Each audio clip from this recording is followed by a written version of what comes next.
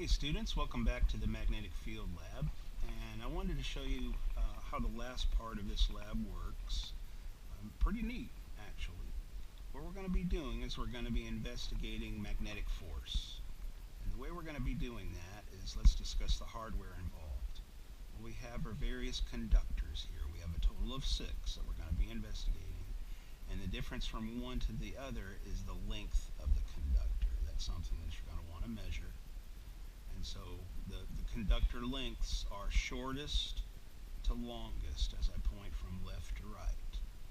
Alright, so this is the shortest, longer, and it may look like this 5th one and 6th one are shorter, or at least no longer than this one. But what's really happening here is if I take this one out, he actually has a piece of conducting wire on the opposite side. So if you want to know the full length there, you have to double this distance. Right? Whereas the other ones, the first 4, do not have any conducting wire on the back side. So all you need to do is measure those distances directly. Alright, so that's an important component. We need length, and a ruler would be fine in order to do that. Okay. So once we have those, let's pick one out. I'm going to pick this one out and show you what happens.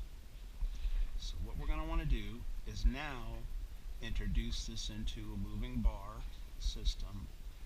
And so we don't have to press down too hard, just enough to get it attached. And what we have here is we have a balance, mass balance, and we have a magnet system which is on top of there. And what I've done is I've already zeroed out the mass, which is located here. Now I'm going to want to move the arm and introduce the conductor. So that is, this is the length that we've been talking about, into the magnet itself, and adjust it, 0 if necessary, such that they're not touching. So if you need to 0, go ahead and do so. And so now, what we have is we have the conducting wire, and we're going to be able to run current through it with our power supply. We're getting ready to do that in just a second. So you already have the length of the conducting wire that's inside of here. So that's running with this orientation like so. We also have the bar magnets themselves that overall give you an effect of a magnetic field that's pointing like that. So let's see what happens when we run a certain amount of current. So in this case, we're going to want to be adjusting the amperage, not the voltage. So you have the voltage turned up a little bit. Start with the amount of amps all the way off. Turn on the power supply. And then let's ramp up the amperage a little bit. And we want to try to, if at all possible, keep below 1 amp. But we ought to notice something right away here. And that is, notice that we're getting a reading. So as I increase the current, which is up there pretty high at this point, I know, over 0.3 amps, that's increasing this mass reading. So the question we have to ask is, what is going on? This extra mass must be coming from somewhere, because we've already zeroed out the gravitational mass coming from the magnets themselves. So this must be indicative of an additional force that's entered into our system. You can see a reading of 0.13 grams there. And so what that is that's a magnetic force. Interesting. So what's happening is you have an interaction of current that's running, like we were saying before, and a magnetic field along this line of sight. And what that does is have an overall amount of force that's now pushing down onto the pan of the mass scale. And so it's now as if, and truly is, that the mass of this magnet system has now grown heavier by this amount, 0.13 grams. So we've created an additional force due to the interaction of an electric field with a magnetic field. And so we can see that that's directly related to the amount of current that's running through. So that's one thing that we should make a note of. Magnetic force is directly directly related to the amount of current that we have there. But let's notice something else. Let's back this all the way down once again and power off. And now let's change the orientation of the magnet itself. So in other words, I'm now causing the magnetic field to be pointing in an opposite direction.